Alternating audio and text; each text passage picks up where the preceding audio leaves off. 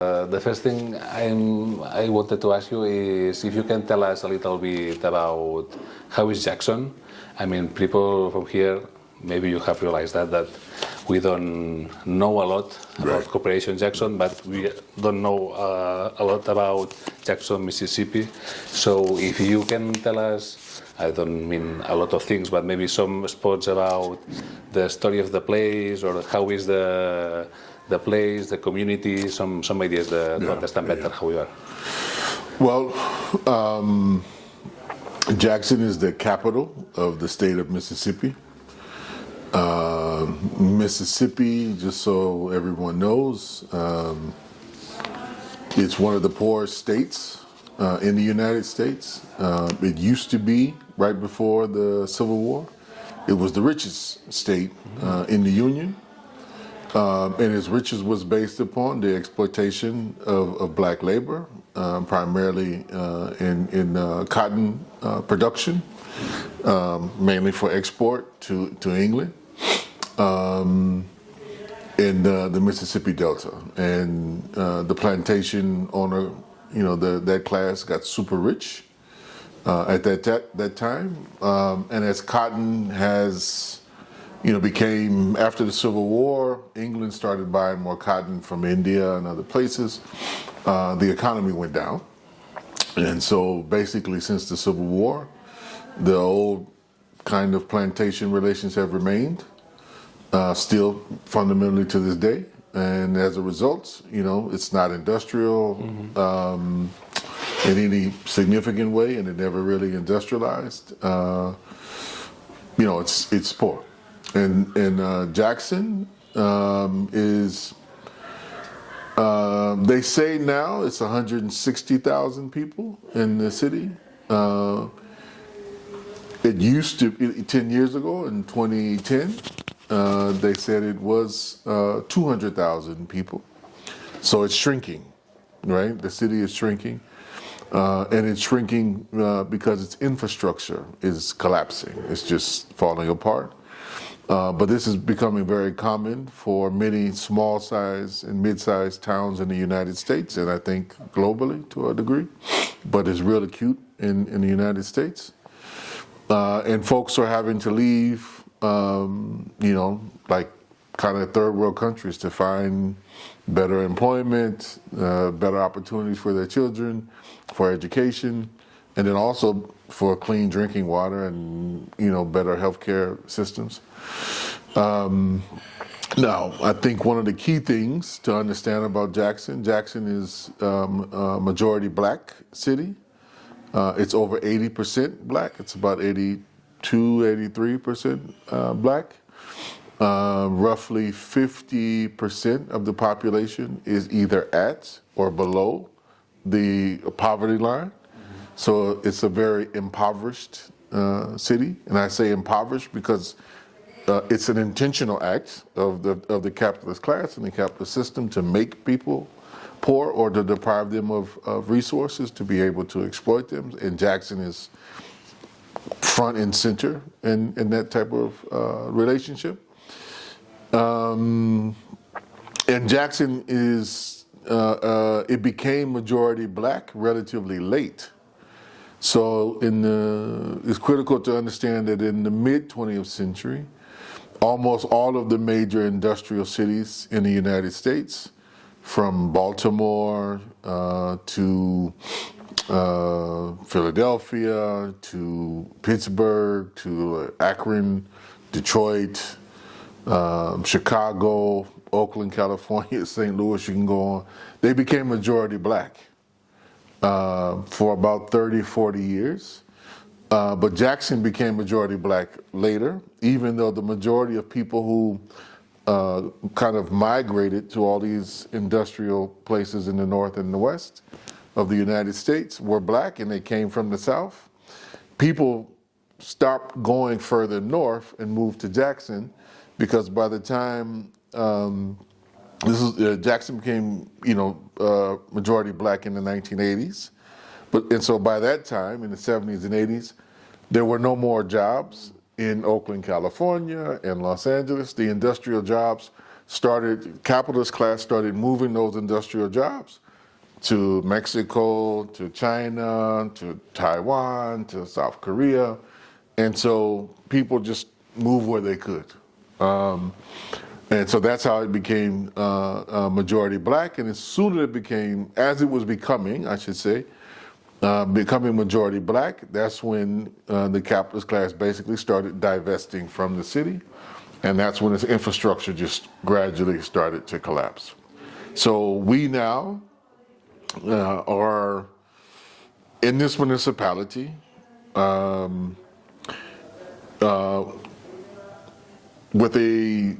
we've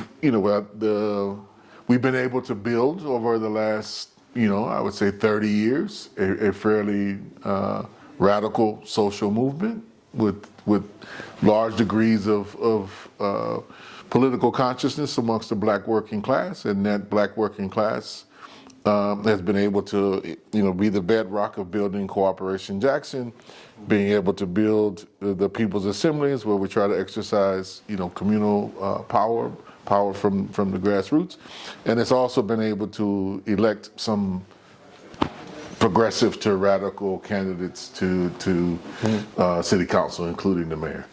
So that's a little bit about Jackson. Great, thanks.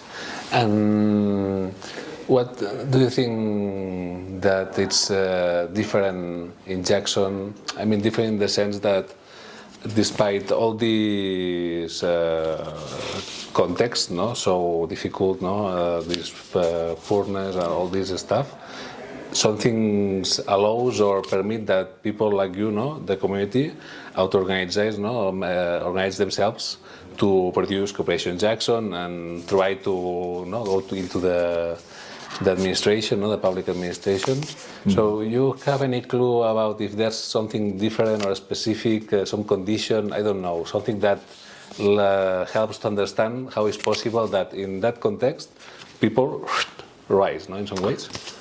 Well, the thing to understand, I would say, is now you have to understand a little bit about the whole state. Mm-hmm. So let me start there. So Mississippi, for most of its history as a settler colonial state, was actually majority black, mm-hmm. right? It was two states that were majority black at one point in time, Mississippi and South Carolina. And they're very close to each other.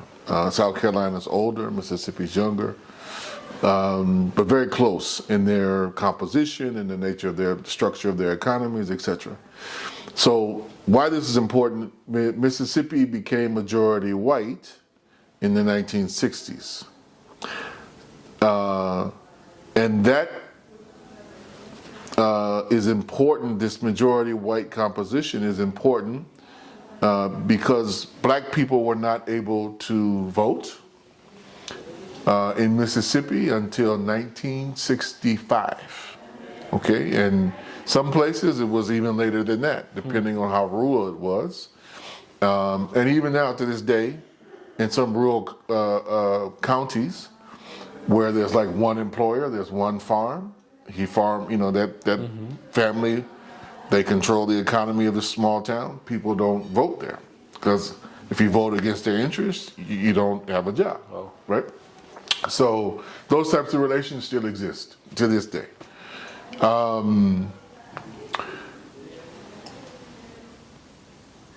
Mississippi, in the course of black people getting the vote, it started to become even more structurally racist than before. Now that may sound hard to believe, given the nature of the lynching and the white terror and all that other kind of stuff. So they couldn't, after 1965 and the strength of the civil rights movement, the strength of the federal government at that time, starting to offer more protections to the black communities, they couldn't be as openly violent. The fascists couldn't be as openly violent as they were, like before 1965, for a period of time. So, but they weren't ever intending on giving up power. So when you can't exercise power in an old way, they try to find to exercise power a new way. Mm-hmm. And the way that they've done it primarily is very slick laws right, that discriminate without saying that they are discriminating, right? So they don't have signs that say black people can't go here anymore like they used to, right? They just make it like, well, if you can't afford to be here, then you can't be here, right? And so that automatically doesn't exclude all black people, but most black people, right? It will wind up excluding. So things like that. So Mississippi is a place basically since I would say particularly since the 1970s, because it took them a while to learn to adjust. But once they did, they started executing their kind of racist program very effectively. And Mississippi is a place where the black community is very conscious and very aware, still to this day, that the white kind of majority and the ruling class interests that drive the politics of the white majority are against us. I don't have to convince people that there is a problem or that they're oppressed. There's already a consciousness that exists. And so what the challenge for people like me and our project is convincing people that we can do something about it. Exactly, yeah. Right? So, but that's different. I've lived in other different places, and typically in like big cities, you kind of have to convince people that something is even wrong, right? And then you have to convince them that they can do something about it.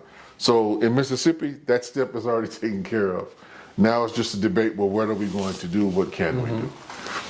And that is helpful. I mean, it enables us, and it has enabled us to do a lot of experimental things, over the years. So if there's one piece, what we say, that the way we phrase it is, the state of Mississippi actually creates the conditions for our radical project, right? So if I have understood well, there's no doubt about this distribution of the power, no? Or no impact, doubt. No? It's all the community is agree with that. But I'm not sure if I have understood if you are saying that people now believe that they can do something, or that's the challenge. No. So the challenge, because some people don't think that we can do anything. Yeah. They're like, yes, I know it's messed up. I know it's bad. I know these people are racist and vicious, and I know that, right? I live that. But then you have to convince people, okay, if we work together, we can stop them from doing these things. Yeah. And some people are like, no, I don't think so, or we did that before, it didn't work, or I don't want to take this risk. So you have to convince them. But it's different. And as an organizer, it's very different. Like organizing, the place I lived the longest before moving, to Jackson was in Oakland, California. And in Oakland, California, people are just as poor as they are in Mississippi. But there would be illusions in people's heads that, well, if I go to college, if I work hard enough, we can do it. I can do it. Not we. I can do it for myself. Okay. So it's very individualistic, right? Whereas in Mississippi, people know, no, I'm being treated this way because I'm black and because I'm poor. So you see what I'm saying? They already have a consciousness, a collective consciousness, not an individual consciousness. So then it's like, okay, well, can we do something about it? So I started at a different place in Mississippi than I started in most other places as an organizer, because of the consciousness and because of the conditions that exist already in Mississippi. And could you identify any other clue or thing that helps the community in Jackson to identify themselves as a community or more collectively? You can see any other thing that says, thanks to that, we can be more collective than others? What really forces people to be collective is the racial consciousness, right? That this is happening to us because we are black, right?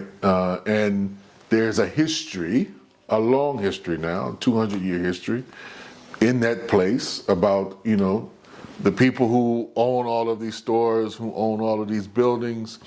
They want to keep us poor. They want us to keep being their servants. They want to keep exploiting us. There's a deep consciousness about that, right? And there is no illusion that in the end they're going to treat me better than they treat you. There's just no illusion about that, right? So that helps. The other thing that helps is, there's a phrase that we use that repression ultimately breeds resistance. And Mississippi has a long history of resistance. So we build on that consciousness. And like every generation knows about, people have always fought back. Every generation, people have always fought back. It may not look exactly the same, but people know, hey, we didn't just take that, we fought back. And we didn't always win. Sometimes we lost, sometimes we won. But people are very clear, ultimately you have to fight back. You have to, just to have a little bit of respect to human dignity, you have to fight back. So that's very deep in Mississippi. Yeah, and it's the last question in that line. Generally, if there's something more that I was thinking while I'm listening to you, is do you know do you know if there's something specific in the story of this place that helps to understand why you always fight back? That's maybe a little bit different from our place or not? Good question.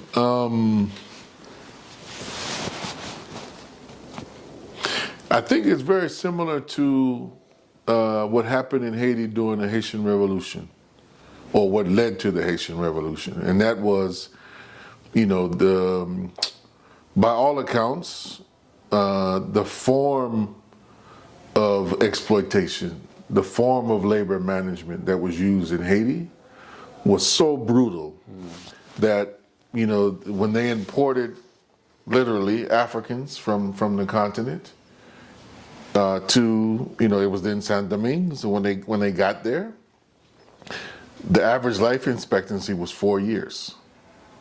So they worked you literally to death, right? To death. And if you go to Haiti, if you know anything about Haiti, it was a sugar plantation. Well, sugar primarily grows on flat plains.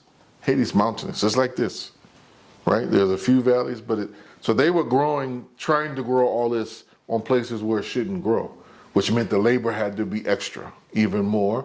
And if you want that type of labor, you have to be more brutal. And so in Haiti, I think what grew is like, people got to understand, like, if we're going to be free, we have to fight back. There is either we accept this or we fight back. Mississippi, I think, is the same. Yeah. Their repression was so brutal, so vicious, that people, like, at a certain point, be like, look, either you're going to kill me anyway, so I might as well fight back. I have nothing to lose. Mississippi has a history like that. And that's passed on from generation to generation. Because in other places, like sometimes in the cities, they'll beat people, they'll put them in prison. Mississippi is like, you talk back, I'll kill you. You walk on the sidewalk, when a white man is walking on the sidewalk, I'll kill you. So there was no, so if somebody decided they were walking on the sidewalk, they knew it's going to be a confrontation and it could potentially be to the death. So somebody to take that leap, or I'm tired of this shit, like I'm ready to fight, and the second I did that, it's like we're fighting. But it's the conditions, I think, that created that. And the point I was saying about telling you the history, because Mississippi is still a very brutal, racist place, extremely. They haven't changed in that way. And so, one of the things that the form of political rhetoric, the form of political governance that you see people like Donald Trump practicing on a national scale, on an international scale, that's never stopped in Mississippi. He's adopted what's been going on in Mississippi, but because it's so small, because it's kind of relatively isolated, because the whole state is poor, people have ignored that this has been happening for 50 years. But now when they hear people like Trump saying all this racist stuff. They're always surprised. I'm like, I lived it. No, I don't. Why would you be surprised? We told you this is what they've been doing, what they've been saying all along. But because it was isolated and you didn't care, or you didn't think it was important, this cancer was allowed to grow and grow and grow because you just thought, like the liberals, well, we can just isolate it here. Where it was like, no, you don't. If fascists, like you either deal with them or they would eventually deal with you, one or the other, right? There is no middle ground. And in all this context, and taking all this history, what I was thinking now, in what basis, how was possible to impulse cooperation in Jackson? I mean, the people who is gathering through this organization, in some ways, where did they meet? I mean, how began to stay together and work together and think, okay, we can do it and we can do it together and in this way. How was that? Years, decades of organizing, even before I was born, like organizing, building community. So it's a Cooperation Jackson is a multi-generational project. And the foundations were laid even before there was a Cooperation Jackson.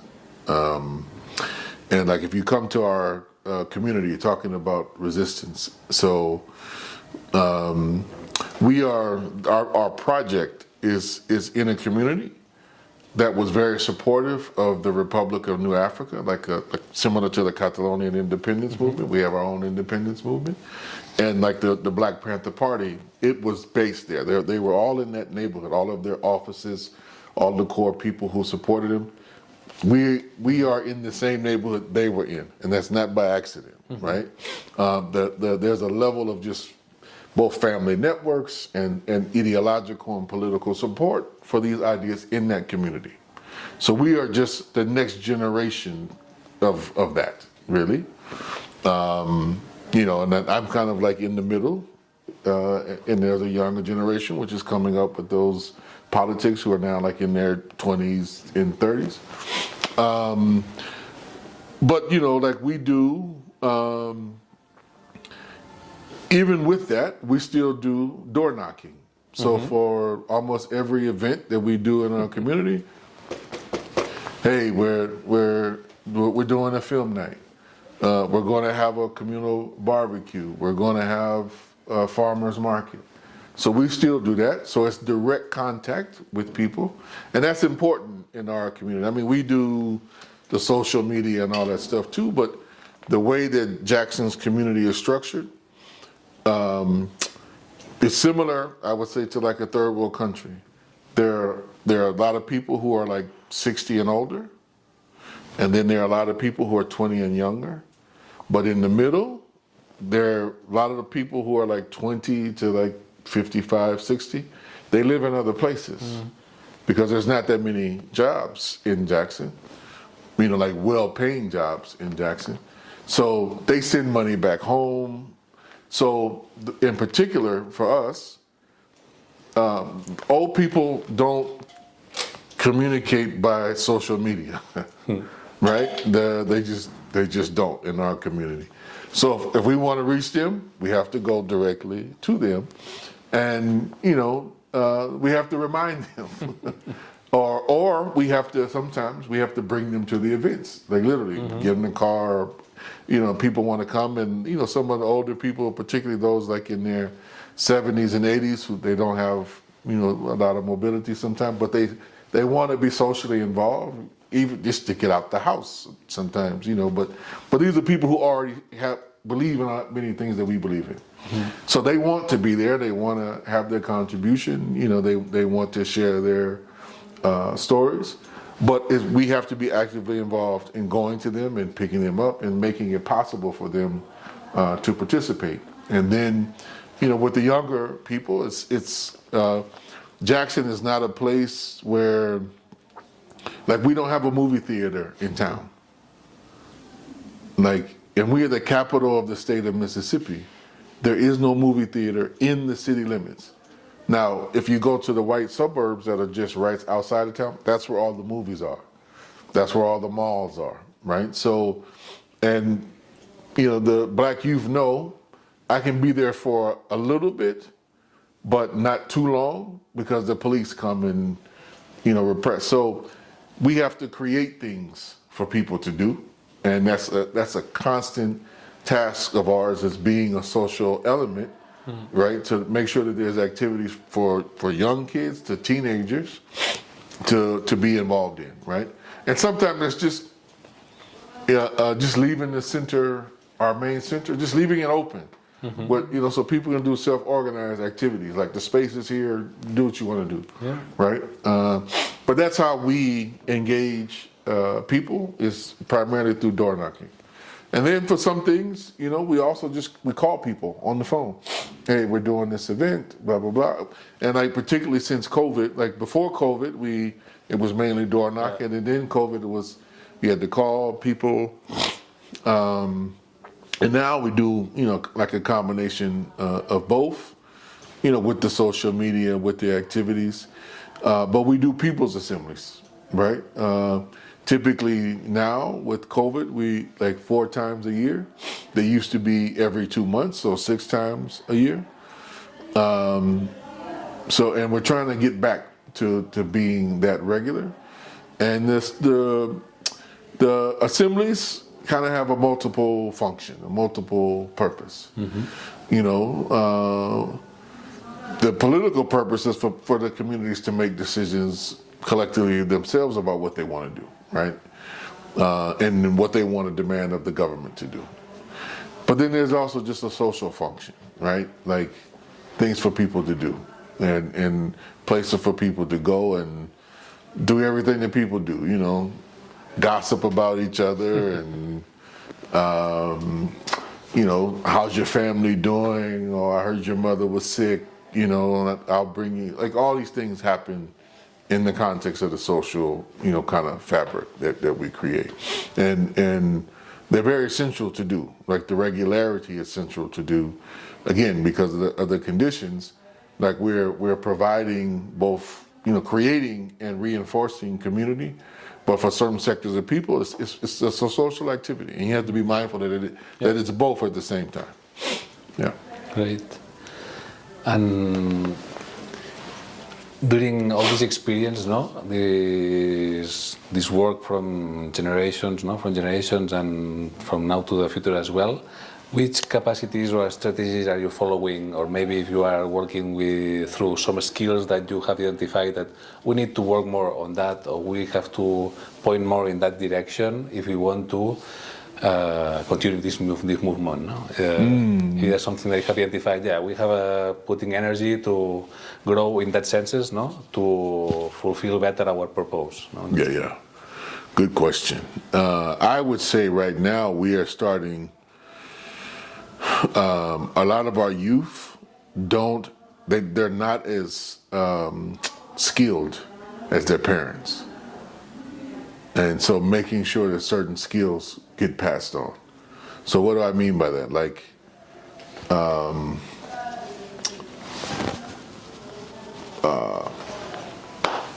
I could go get 5 or 6 people in the community right now, like over 50, and say, your car broke down. We can fix it, right? Because the people have those skills.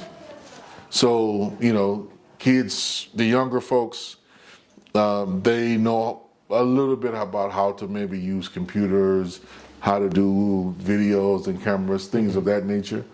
But the problem is there's an oversaturation of people doing that, in our community at least, right?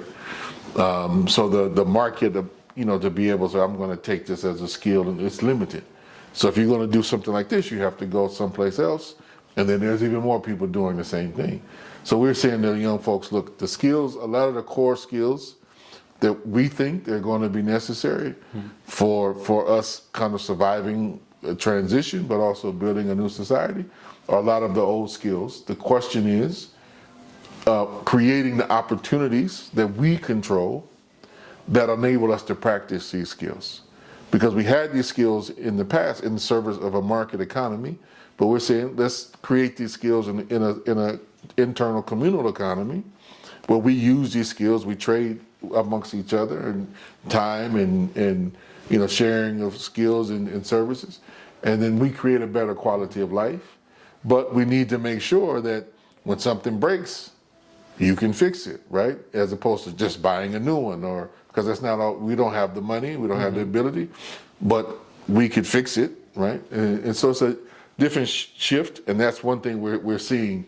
The skill gap is wide, right? And it's not the kid's fault. We're like, it's not your fault, right? But we have to figure out a way to bring you up to speed. And so bringing them into community to where you're learning how to fix a car, you're learning how to do plumbing, you're learning how to do the electrical work, right? You're learning how to do the construction. That's a big thing that we are challenged with right now, that we've definitely identified is a big piece. And then the other thing I would say is the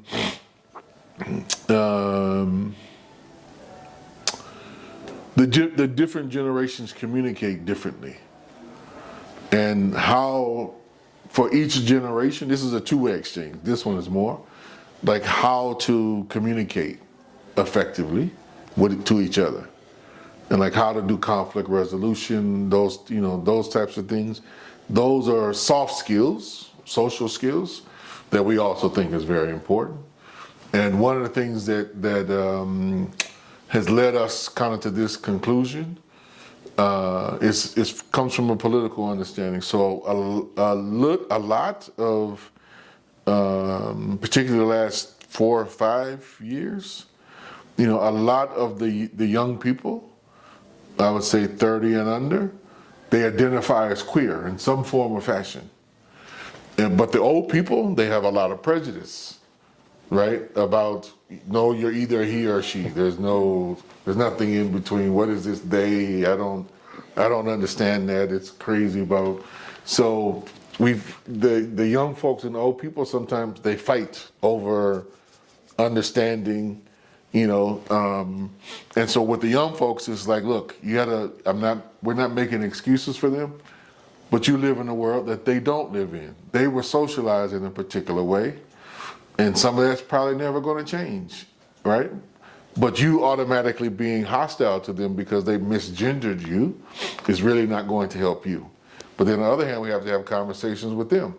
It's not going to hurt you to call them what they want to be called. Like, it doesn't mean you're going to go home and sleep tomorrow fine, tonight. It's going to be okay. Your world is not crumbling. The sky is not falling. So it does. What difference does it make? Why don't you try to see the world through their eyes? But figure how to communicate that and how to have that, right? That's another skill, because what we were finding with some of the young people, they would get upset and mad and they wouldn't come back. And so, one of my big things was like, look, I mean, if you think everybody has your consciousness already, and you're not willing to work with people, you're not willing to be patient with people, you're not willing to educate people, then you're just going to be alone. And you can't change the world by yourself. So it's like, what do you want to do, right? Like, I don't want to put you in a space or environment where you feel uncomfortable. That's not what I'm trying to do. I'm not to put you in a space and environment where you feel like, what do people say, that it's toxic or that it's oppressive in some way. But this is your community, and this is how people think and behave. This is what they've been thinking for 100-something years. It's not going to change slowly, but the key piece, you have a right to be here. Nobody can tell you to leave, right? And sure enough, me and the older folks, we're going to die pretty soon, and you will be here. So the future is yours. It's going to change more in your direction, whether we like it or not, right? Because you're going to be the ones who inhabit that. So let's do a smooth transition. Let's learn to talk to each other and understand. Like, so my thing is, like, particularly with some of the older women, I was like, they care about you deeply. The elders, the mothers in the community, they care about you deeply. They just don't understand you. But, part of it, they will still care for you even if they don't understand you.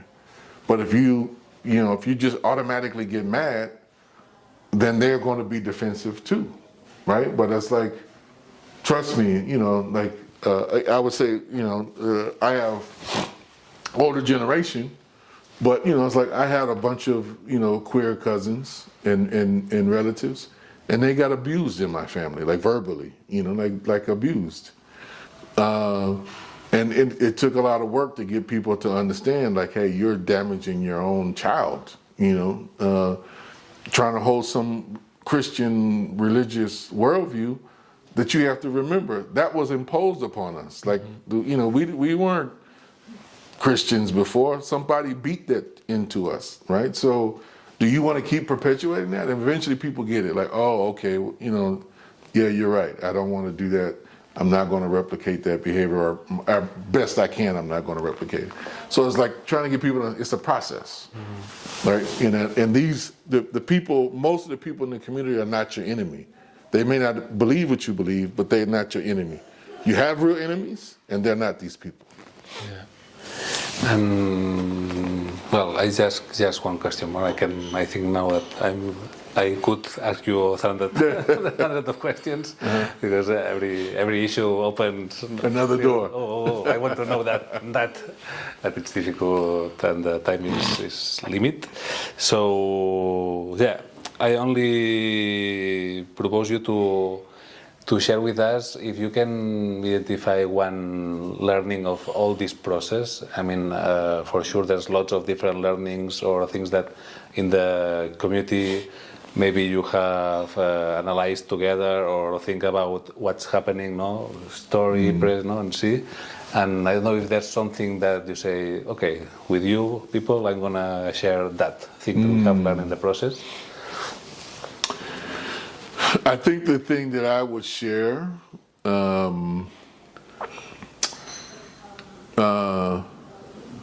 democracy is a process, it's not a goal. And what do I mean by that? Our project suffered in being able to fully accomplish everything that we set out to do, because we created a kind of a strategy and a plan called the Jackson-Kush Plan.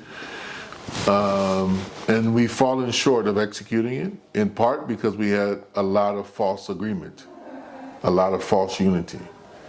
And if we understand that, the change that we want is part of a process, then that means we constantly have to check for agreement. We constantly have to check our assumptions that we hold about what is our unity? What are we actually united upon?